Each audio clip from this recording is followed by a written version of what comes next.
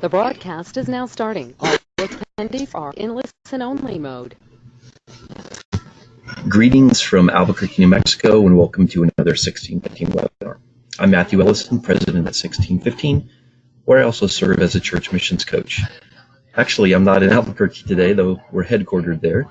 I'm in Salt Lake City. I had some travel difficulties. As those who travel know, it happens pretty often. But I found a quiet corner in an airport lounge, so if you hear a little background noise during the beginning, that's why that's happening. But the good news is when David presents, I will be muted. So before we get into the topic at hand today, I want to let you know about some upcoming resources and events. 1615's next webinar is entitled The Global Water Crisis, How Clean Water Opens Doors. We'll be joined by Sarah Kelly of Water of Life. You may not know this, but about 663 million people across the world don't have access to clean water. And of course, this results in death, sickness, unemployment, and lack of education. Sarah will be sharing how clean water grants access to pastors to share the gospel. So Water of Life not only wants to bring physically clean water, but of course, the spiritual water that brings life. Please register at 1615.org. I also want to let you know about the Mission Table. If you followed us for any amount of time, you probably heard about this terrific resource. We gather together leading missions thinkers and practitioners, and we tackle some of the most critical, controversial topics impacting the missions world today. So you can tune in at missiontable.org. We have 3 seasons that have been archived, and we have a few more episodes rolling out even now. So again, great topics for missions teams, committees, or just anyone who has an interest in what's happening in missions today. missiontable.org. And then want to let you know about a book that I co-authored with my good friend Denny Spitters last year, entitled When Everything is Missions. If you haven't noticed, today there is great confusion about the Great Commission, and this confusion often leads to a marginalization of cross-cultural missions work and engaging the world. So in this book, we tackle some of those questions about missions. Is everything missions? Does it lead to more missions work being accomplished or less when we call everything missions? And really, is it a biblical concept? You can purchase this book at wheneverythingismissions.com. Today's webinar is entitled Nurturing the Missions Call, Helping Youth Keep the Mission Spark Alive. Oftentimes, a student will receive a calling to be a missionary who may feel unsure or scared about what to do next. In today's webinar, we're going to equip pastors and youth pastors to help young people keep their passion for missions and calling alive. Today's subject matter expert is David Jacob. David serves as the Intercultural Studies Department Chair at Trinity Bible College in Ellendale, North Dakota. In addition, David is the director of the Center for Missionary Mobilization and Retention located at Trinity. Now, in just a moment, I'm going to hand the microphone over to David. I'll mute mine so you get rid of that background noise.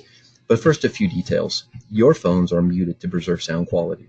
So you can listen through your computer speakers or you can call in on the telephone. As questions come to mind today, and we certainly hope they do, please type them in the question and answer panel located in the GoToWebinar task panel on the upper right-hand side of your screen. We'll be addressing your questions for the last 15 or 20 minutes of our time together.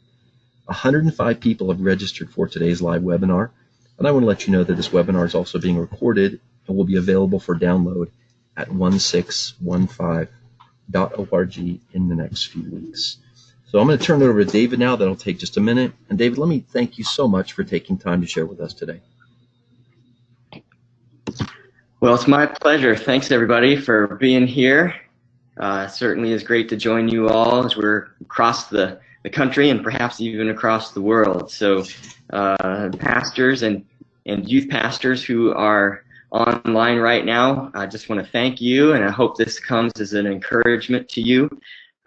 You are my heroes, and we know that there is just such important task out there. So please know how thankful we are for you and that you've joined us today. We're talking today about nurturing the call in the missions call, specifically in our young people today. And so we need to start out by defining what missions is, as Matthew kind of alluded to. Matthew, I'm not sure that I have control at this point. I'm not, there we go. Okay. Yeah, it looks like I do now here.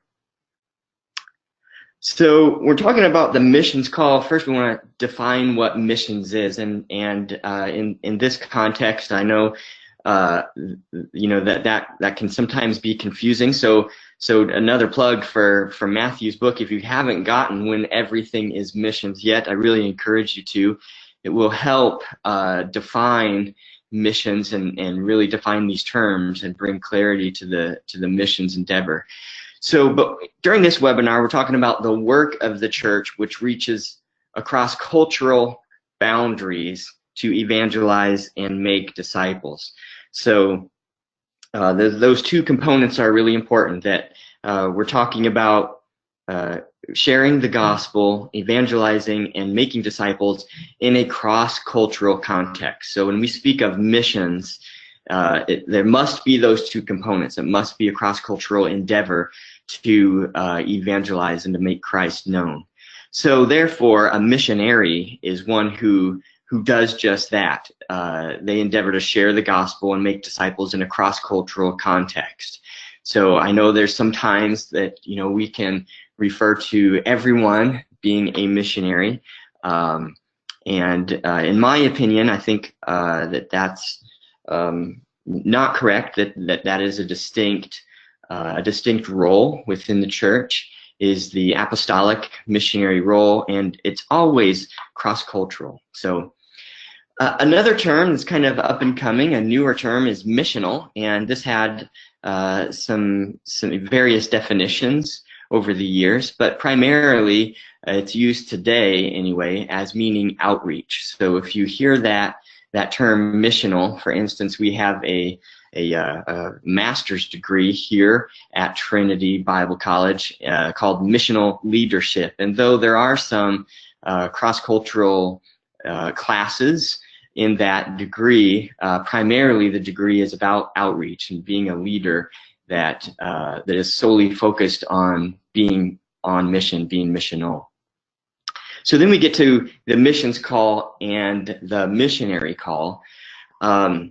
Actually, there is no such thing as a missions call, even though that's the title, Nurturing the Missions Call of this webinar. Rather, it is a missions command. So I think it's really important that we don't assume that that missions is only for the professional missionary. Christ's command in the Great Commission at the end of Matthew 28:19 is very clear that this is a command, and it was given towards the disciples. So it doesn't mean that everyone has to go. Certainly there are different roles and functions within the missions task, but in the same way that not everyone is a pastor, not everyone is a missionary, and this is really defined in Ephesians 4:11. That it lists, you know, apostles and teachers and pastors. These are different functions of the church, and so, you know, oftentimes we work or we act in a different role than what we currently are. Certainly that happens. I am currently a missionary teacher, and so still a missionary, but also very much a professor here. And so sometimes those roles do coincide, but it's important that these are distinctive roles within the church.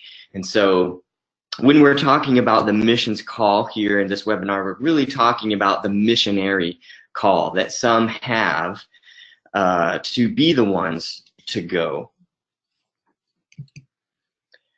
So why really are pastors and youth pastors so important?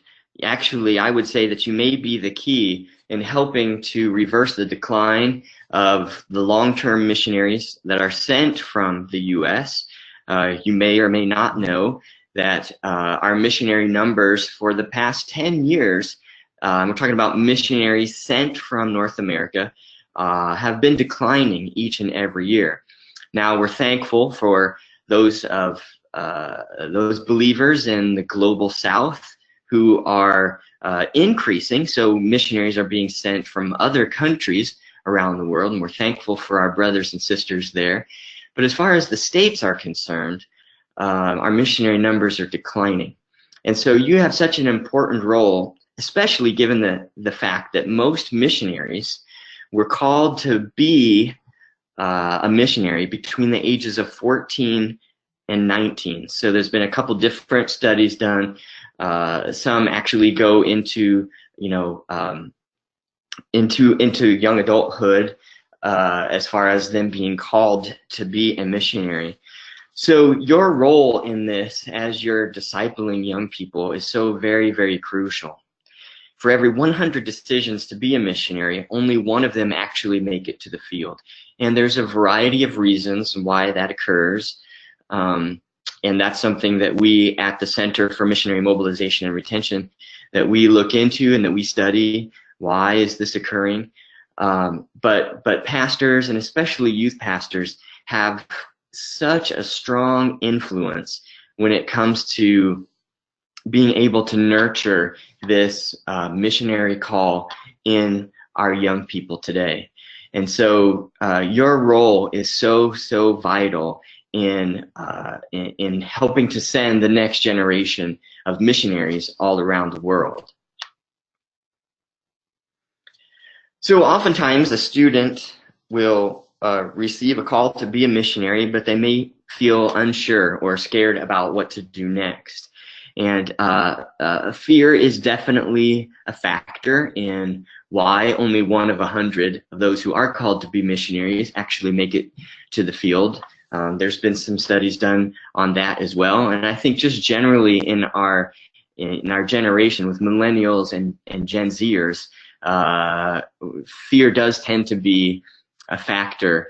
We surveyed our students last semester and asked them, we left it blank, so we didn't give them any choices, but we asked them, what in your opinion is the one main factor that prohibits Christians from considering a career in missions? And did you know that over 30% of them wrote in the exact same answer? And that answer was indeed fear. And so perhaps you experience this as you minister and disciple young people as well, that you see that. So we want to just encourage you to implement some of the following suggestions, very practical webinar that hopefully you can implement to help keep the mission spark alive in those who are called to go and in those who may be called to stay and to support.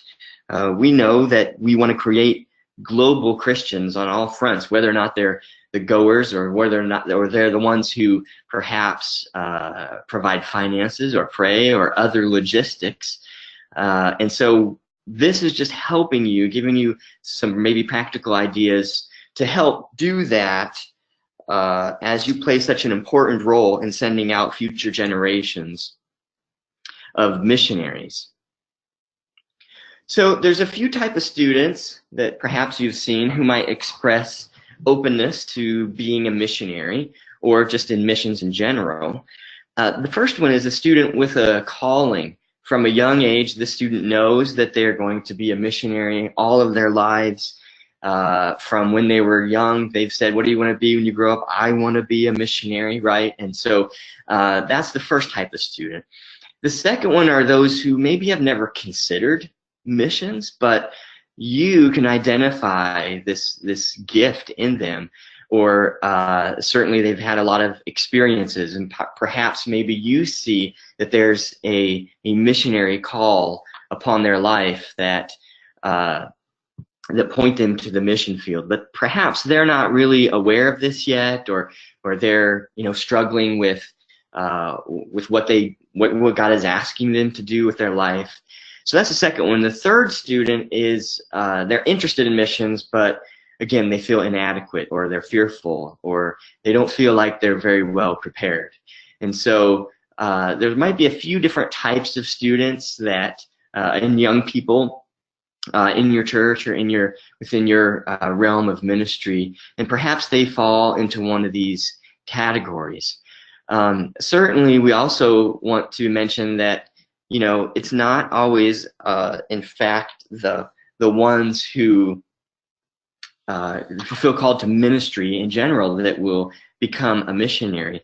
You may know that what we call BAM, or Business as Mission, is actually on the rise in North America. A lot of missionaries are not going the traditional route anymore, where they would go and raise funds and then go to plant churches. There's still a great need for traditional missionaries, and so we want to encourage that.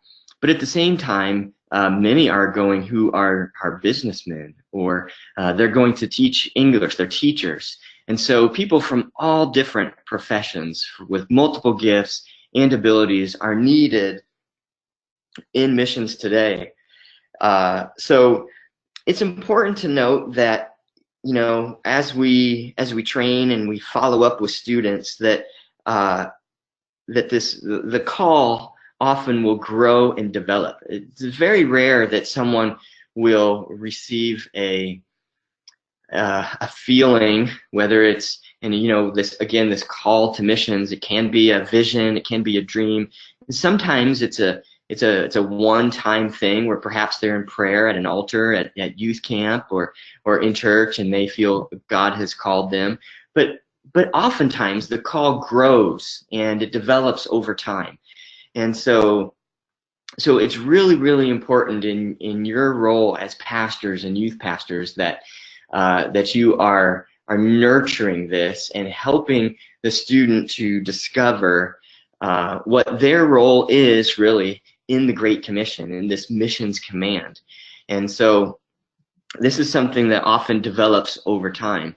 And of course, there are those who say, well, I don't really feel like I've been called to a missionary, but I'd like to be one. Can I simply volunteer? My response would be certainly. I think there's biblical precedent for that, where Isaiah was volunteered and said, here am I, Lord, send me.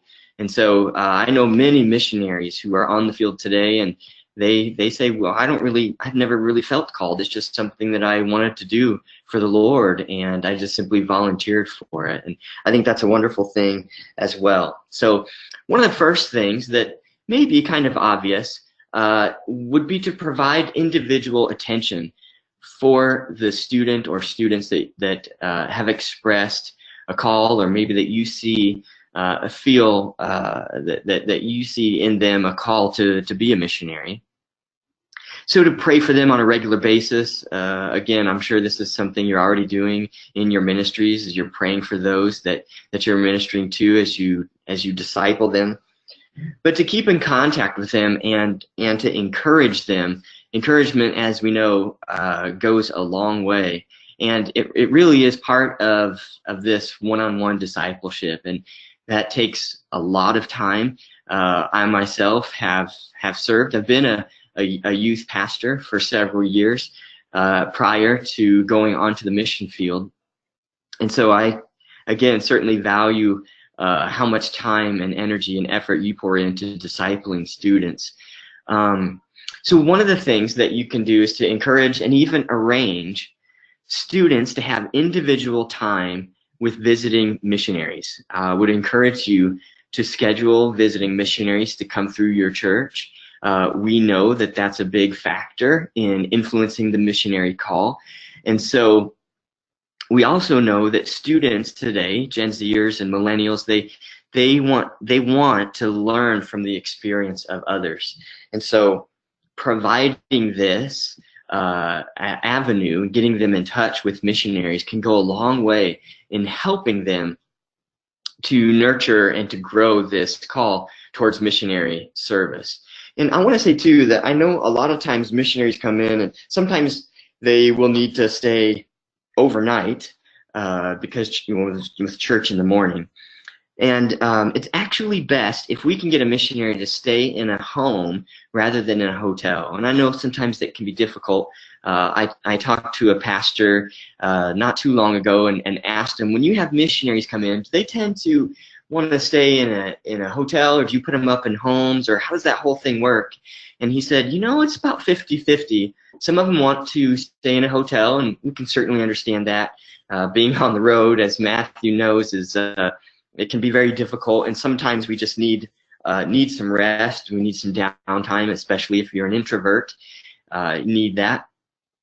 But studies do show that that table, that dinner table where a missionary is sharing a meal with a family, that has incredible impact in not only nurturing the missions call, but plays into how God often calls other people.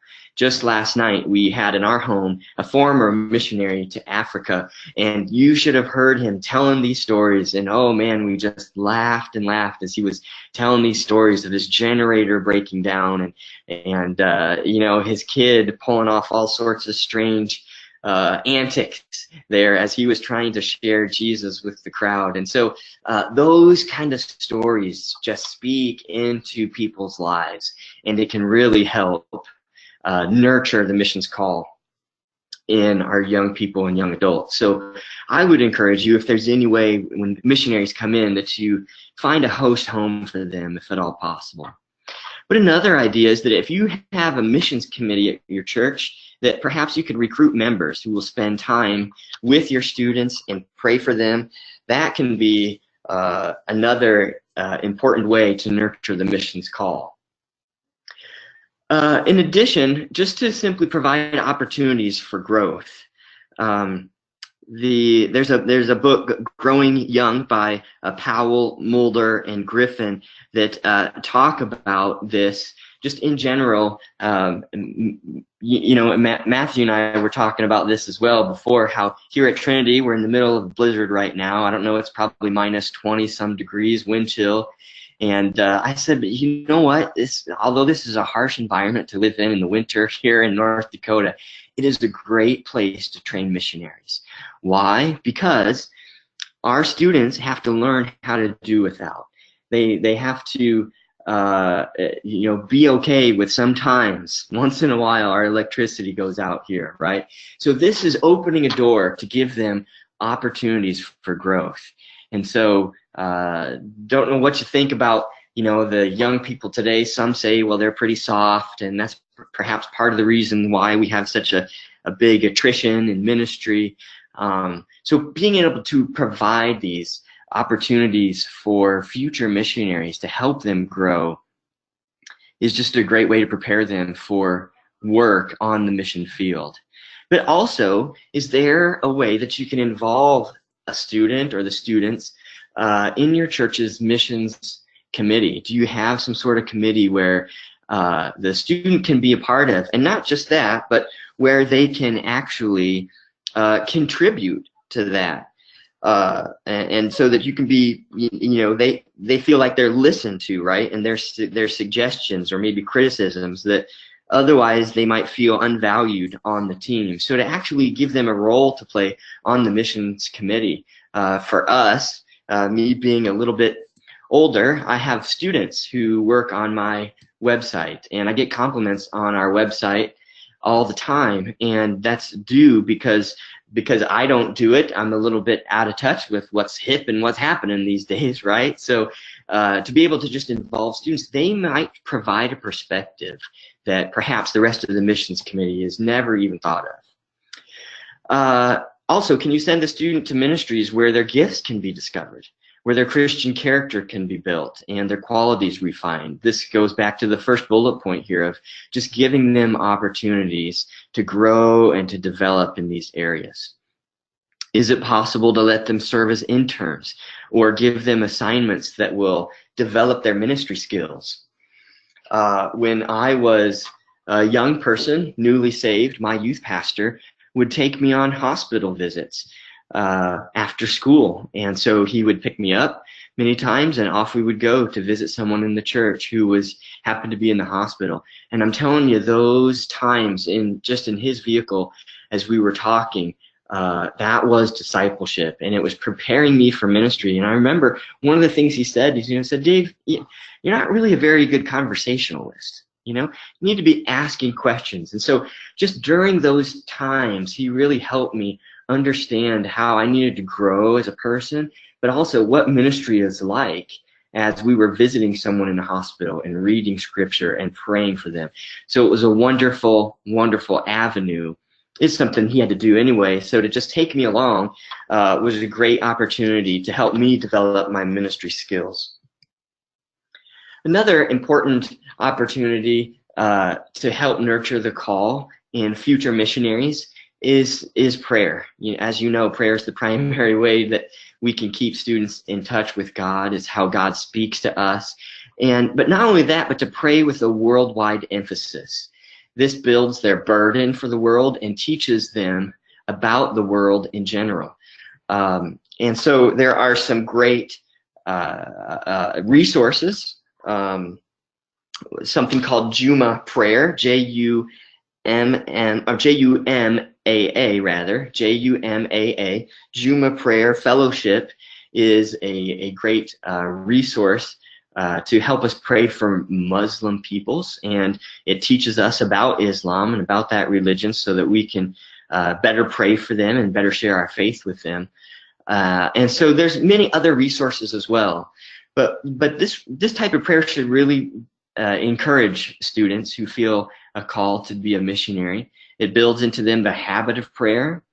It's an opportunity to pray for the world at large, and perhaps during this prayer time that they will feel a burden to a specific part of the world. I know missionaries now in sensitive countries in Africa who are there because of their involvement in praying for Muslims. And so this can be a very, very important way to help not only encourage, but to help mobilize the next generation. And then just having these type of prayer meetings brings together youth who are like-minded. So perhaps set aside a time, a prayer time for missions once a week or once a month, however you want to do it. Some of those other resources that I mentioned would be to encourage students or you yourself to download the Unreached People Group of the Day app. It's put out by joshuaproject.net. joshuaproject.net. It's a great start. I utilize that in my morning devotion time. You just click on it and they have an Unreached People Group of the Day where they describe who this people group is. They have a map of where they live, some things to pray about for them. It's really, really easy. So that's a great resource to help our young people and all of us really to pray for the unreached. PrayForBuddhists.com is an initiative of Change the Map, and that's another resource for you to be able to utilize to to pray specifically for those in the Buddhist world. And so all of these type of resources can really help nurture the call in missions.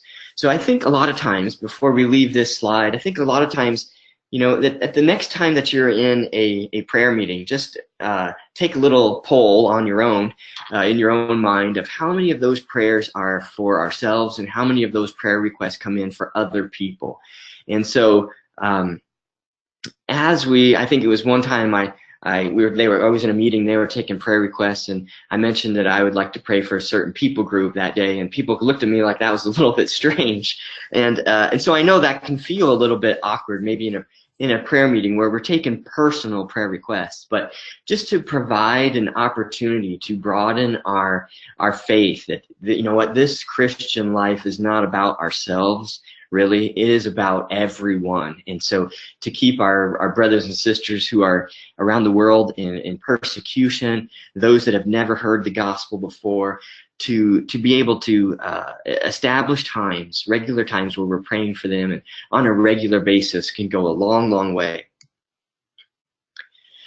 Next, just simply to train students in spiritual matters and spiritual basics before they enter the field or ministry. And I know, like we mentioned earlier, this requires hours of personal attention. And so again, hats off to you pastors and youth pastors who are listening to the webinar today.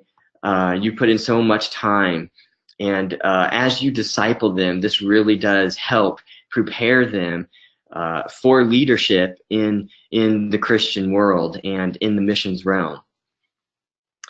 And really to just give them opportunities to experience, I'm sure many of you are doing this already, to experience with ministry and teaching or hospitality or preaching. I'll never forget my first sermon to my church. It was on a Sunday night, when many churches still had Sunday nights. And I think I had done a rap by DC Talk. You know, that was like after the worship, that was I don't know, the special number or whatever. Heaven Bound is what it was, you know. And and then I preached my sermon. I had it all written out, and, you know, it lasted about 8 minutes, and I didn't know what to do next, right? But so we dismissed church early, and everybody was pretty happy and very encouraging. But just to give those opportunities, like we mentioned earlier, for those young leaders to step out in faith and to let them lead a little bit, and some of those initiatives can go a long way. I know this process of training students is long, and oftentimes you don't see much fruit, but just know how worth it is as you're training and mobilizing the next generation of not just pastors but missionaries as well, and those who will even be in the marketplace, again, because we're all involved in the missions task.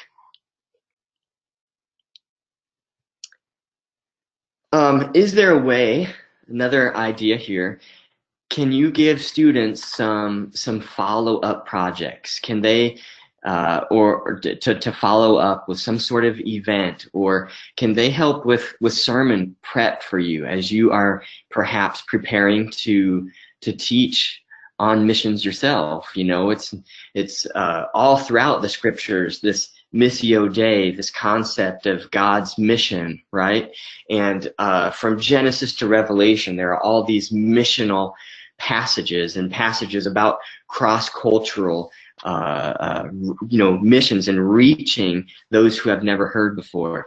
Can they help with sermon prep for you, or can they help plan an activity? Is there a way that you can help pay their way to a missions conference where they can go and hear mission speakers and be with other like-minded young people who feel called to be a missionary? And then simply to read missions books, you know, like Matthew mentioned his book, When Everything is Missions. There's a whole series by Janet and Jeff Benji called Christian Heroes Then and Now, that, you know, are biographies on missionaries of the past. Those are great books to recommend, or even to purchase for those in your youth group or your church who feel a call to missions, that they can learn from others. It helps build faith in them. And so strongly recommend that you provide or even recommend these books to your young people who have this missionary calling on their lives. And then this next one is kind of a big topic of short-term mission trips, but this is just a great way that your young people can experience missions firsthand. And, you know, I know sometimes short-term mission trips get a bad rap as just being Christian tourism, or, well, it really doesn't represent missions as missionary life on the field, because, you know, they're only there for a week or maybe 2 weeks and they're still in the honeymoon phase. And those things are true, but short-term mission trips can have a lifelong, huge impact in nurturing the call in someone who senses that God is asking them to be a missionary. And so these trips have several benefits. Not only does it help expand their worldview, and it helps them to understand, at least in part, of what a long-term missionary's life is on the field. In fact, we take our students on short-term mission trips every year here at Trinity. And when I take my team to China, one of the things that we do when we're there is I take them to the market and I give them some money and a list. And I say, okay, you need to get these things on the list from the market. Nobody speaks a lick of Chinese, right? And so they are out there trying to communicate, and it's a little bit frustrating. You know, I have students get a little bit angry sometimes, but it's a great way to help them understand what life is like on the field for our long-term missionaries. And so we debrief afterwards. But it just gives them opportunities to see how the Lord is moving across the world for them to grow in their calling. You know, perhaps they can help lead a trip, give them some responsibility in that. But it also gives them this opportunity to struggle. And that's really important as young people are owning their own faith and they are maturing in their walk with the Lord. We all need these opportunities to struggle a little bit, and it's usually during those times that God really works on us and pushes us to what He is calling us to do. I want to say that it's important your purpose for these trips, and studies show, we've done some research on short-term mission trips and others have as well. There's some great resources out there. But the main purpose of these trips is to share Jesus with the lost and with the unreached people.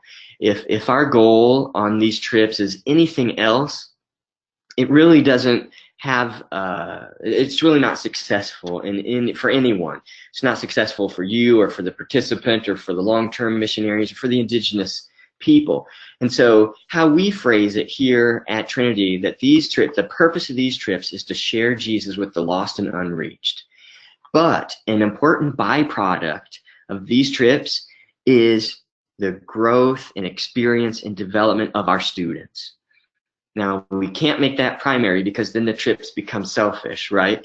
So it's important that outreach is the main part of these trips, but it's in that we grow. And so that is really important. Of course, there's other benefits of a short-term trip, the fellowship with believers, to encourage them and to see how the Lord is moving, and to encourage our long-term missionaries. I know for us, when we were on the field, boy, we would probably for months we just couldn't wait in anticipation for that team to come, that we can share a little corner of our world with them. So there's lots of benefits for the trip, but the main goal has to be sharing Jesus with the lost. And so a successful short-term mission trip will have good pre-trip preparation. It'll have great on-site leadership, and it'll have very good post-trip follow-up. And so in fact, follow-up up to a year after the trip, some of the experts recommend, can have even longer term effects. So we're finding that if someone can go on at least 2 short-term mission trips as there are, before they go to college or before they leave college and enter the workforce, if they go on at least 2 short-term mission trips, they have a greater tendency to serve in missions in the future. And so it's not that we want to manipulate people, but we do want to position people to help hear the voice of God. And so those are some interesting facts about short-term mission trips that we have discovered over the years here at Trinity and doing trips ourselves. And then I would recommend correspondence and with mission agencies or with missionaries. You can ask any missionary candidate. They need the ability to work well with other missionaries. In fact, that's one of the reasons why missionaries come home off the field, actually, is because they don't get along with the other missionaries there. I know that seems sad, but that is really a factor in missionary attrition. A lot of mission agencies will have some type of youth program, and we're seeing more and more of these pop up, and it's incredible because you can connect them with that missions agency, and they can walk alongside, they can answer questions. It provides that relationship even as a young person. So they learn valuable things as far as problems to expect on the mission field. In fact, another reason why many long-term missionaries come home is because of unmet expectations. So if we can connect young people with mission agency before they go to the field, they know what problems to expect, and it helps prepare them better for the field. And so they also learn the administrative side of missions and what some of the requirements are, some of those doctrinal stances that you can, help them navigate the different mission agencies have. Perhaps your denomination has their own mission agency, as mine does, as an Assembly of God World Missionary. But it will help navigate some of those doctrinal issues. So again, it really is discipleship. And then finally, to be able to connect your young person to a missionary mentor. And this is very, very important. that young people today are searching for these things here listed on your screen. They want direction in their call. They want positive reinforcement. And I'm sure many of you can attest to these as well. They want to hear from someone with firsthand experience. They want a safe place to express their doubts and questions and anxiety. Someone who will walk with them through their journey to become a missionary. Not telling them how to, but leading them to ask the right questions. And so giving them practical steps to guide them in their missions journey. Are there some missionaries that perhaps your church supports or that come through on a regular basis where you can say, would you mind mentoring this young person? We know that that has a powerful impact as far as nurturing the missions call. And it doesn't have to be necessarily someone who's local. They can keep in touch over, Facebook Messenger, over Instagram, or texting, or other apps, as you know. And so, but just to be able to kind of formally establish this relationship, this missionary mentorship, we know that connecting youth to a missionary mentor who can mentor them is a powerful tool for young aspiring missionaries. And so the Assemblies of God did a survey a year or two ago. They surveyed all their missionaries and they asked them, what were the main factors that influenced your call to become a missionary? And here's what the survey found out. Number one was prayer. It was that personal prayer that we've already touched on. Second was Bible study.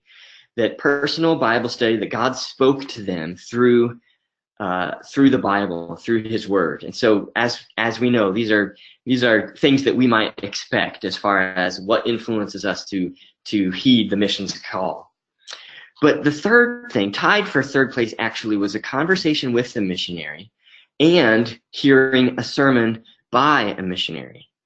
And so, this is really, really important. It's the number 3 factor in this survey that influence someone's decision to become a missionary. So are there ways that you can connect the missionaries that your church supports with those in your youth group or those in your young adult Bible study or those in your Sunday school class who have this sense of, I feel called to be a missionary? Can you connect them some way with a missionary mentor that they can walk with them through their journey to nurture the missionary call?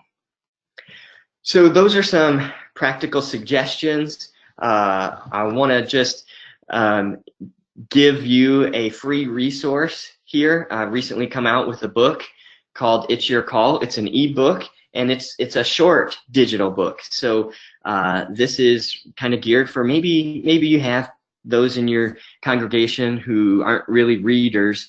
This might be something that you can put into their hands. And for the next 24 hours, William Carey Publishers has agreed to give this book to you for free, that you can perhaps encourage your young people who are navigating the missions call to download it themselves. So if you go to missionbooks.org and you type in this download code 1615-gift, you will be able to download this book for free.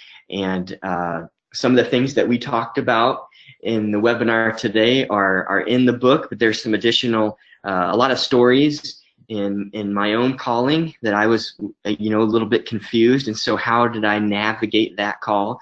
Hopefully this is a good resource for you. So we want to give that to you today.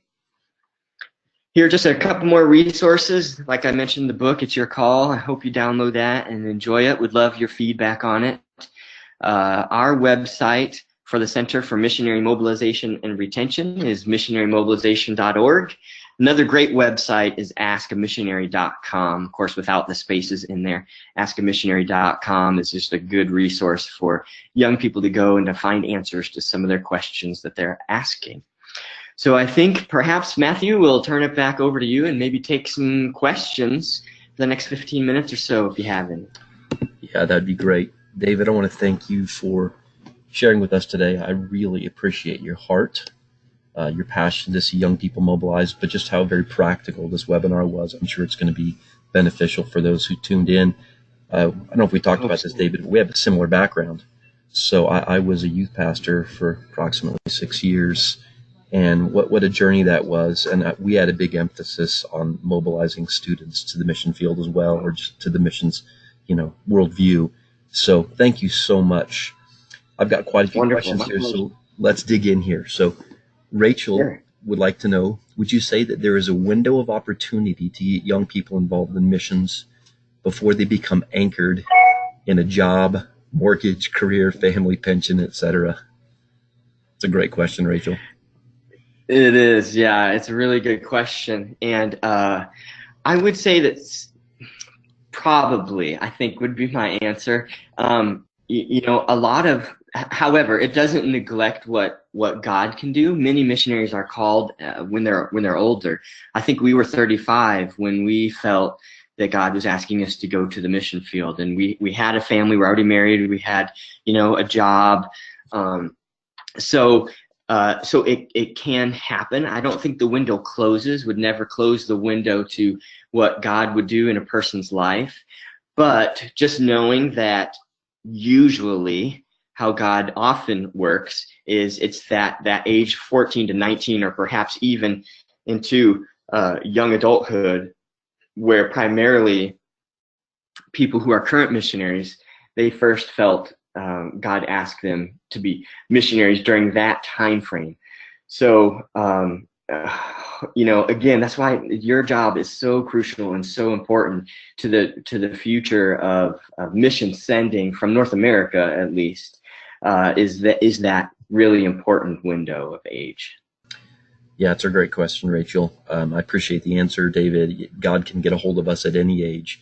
But I do think that anchor of the 30-year mortgage is a big deterrent for a lot of folks. So great question, It is, Rachel.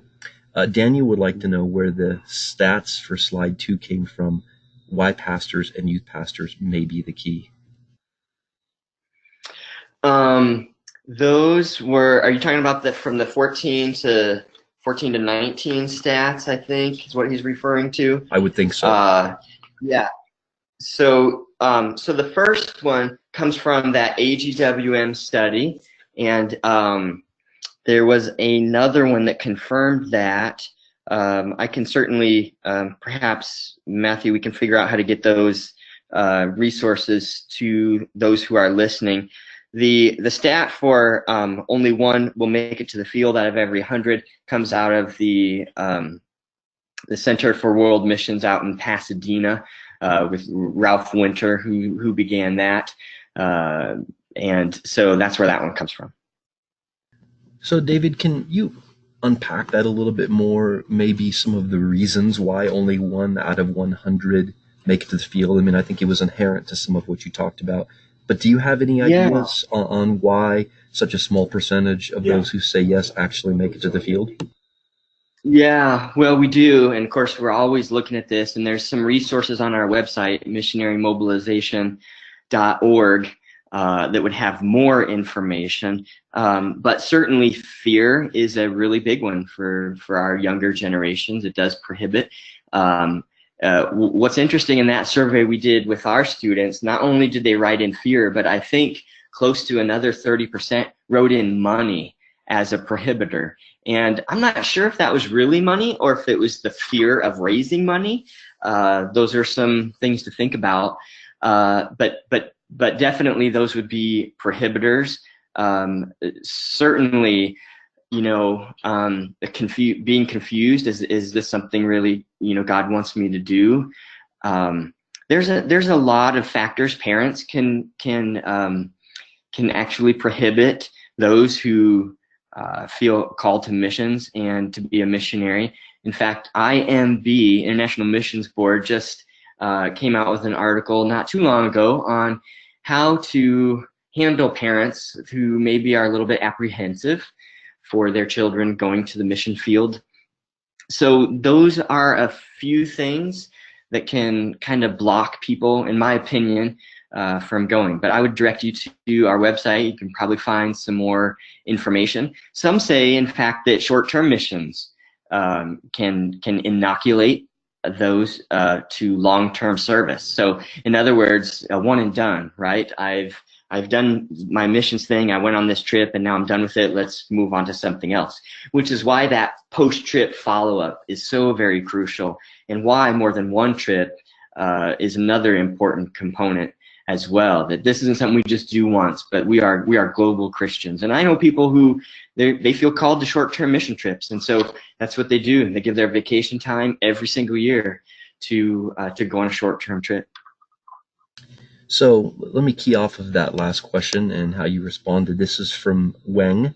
He says, how do we deal with young people whose parents are non-believers and are not supportive about a missions call? Yeah, well, no doubt that's very, very difficult. Certainly prayer is our number one priority in that situation, especially if they're not an unbeliever. It would be pretty difficult to explain the importance of missions to someone who's not a believer. We just had a discussion today in class about the younger generations and how they feel about church, and those that aren't believers. And so beyond that, how do they feel about missions? And so, I think a lot of it is by example. Perhaps you are able to explain some of the humanitarian aspects of missions that, whether it's some type of compassion ministry, caring for orphans, which is what we did in Northern Asia, and some of our friends and relatives who were not Christians understood that we were there caring for orphans, and that's a good thing.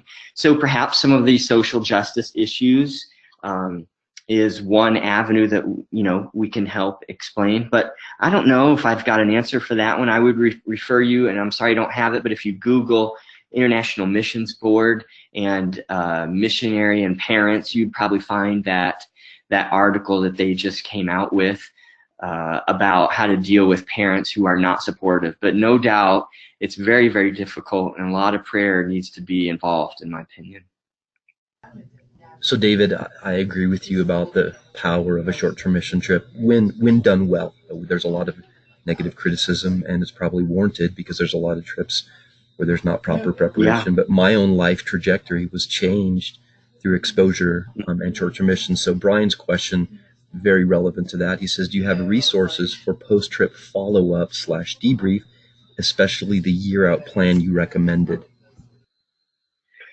Yeah, well, I would direct you to a couple different books, I think. Some of my favorites on the short-term mission topic. One is by David Livermore called Serving with Eyes Wide Open, Doing Short-Term Missions with Cultural Intelligence. Serving with Eyes Wide Open. That'd be a good text that would have information on follow-up there. And Robert J. Priest has a very big book called Effective Engagement in Short-Term Missions. And in there, he outlines short-term mission trips and all sorts of information and resources for follow-up. So I'd direct you to those two. We also have a short-term mission trip category on our website that might give you some ideas for follow-up, and that is missionarymobilization.org. If you click on resources and go to mobilization resources, you will find their short-term missions category, and there's all sorts of articles that you can, and links that you can look through that would hopefully help you in your post-trip follow-up as well. Yeah, let me also plug some resources for 1615 here that are also free. We archive all of our webinars, so today's webinar is being recorded, will be available to view later. We have a whole series of webinars on short-term missions. Probably the best one I can think of is called Rethinking Short-Term Missions, and it really deals with that critical debriefing component, helping people view the trip not as a one and done, as you mentioned, David, but what does this trip mean for the rest of my life? My life's the role that God has for me in mission. So I want to recommend, again, 1615.org. You can view those webinars free of charge. This is from Daniel White. This is a great question. How do we, mission agencies, sending and training, help youth pastors in nurturing the missions call with their youth? Wow. Yeah, great question. Again, as a mission agency, if you don't already have some sort of youth advocacy program, I would strongly encourage that. A separate program where youth, ages whatever 13 to 18, can connect with your agency and begin that dialogue even as a young person. There are some great suggestions also in a book called Pipeline by David and Lorene Wilson that is about engaging the church in missionary mobilization. Again, that book is Pipeline by David and Lorene Wilson. If you haven't seen that yet, just ways for churches and agencies to work better together. So there's a lot of suggestions in that text. So off the top of my head, but yeah, that's a great question. Any way that you can provide missionary mentors to young people is going to mobilize. We know that missionaries are our best mobilizers. And so as an agency, if there's some avenues that you can provide missionary mentors and offer that to churches and to young people, then that's gonna pay off to not only help nurture the call, but as a factor in helping to mobilize more who maybe perhaps don't even aren't perceiving a missionary call at the moment. Great. I have several people asking me, David, to go back to the previous slide. They want to write down the code, so let me just make sure I do that so people Sure. can have that code there. And someone said it's not working, David, so you may want to, after the webinar, just check that out, make sure it is functioning properly. But Okay. So folks, there's 3 or 4 of you that wanted that code. It's 1615-gift. 1615-gift. Yes. So I'm going to leave. Sorry, that's not working. David, no, who knows? It could. You never know. It's technology, so I'll let you check that out. Sure.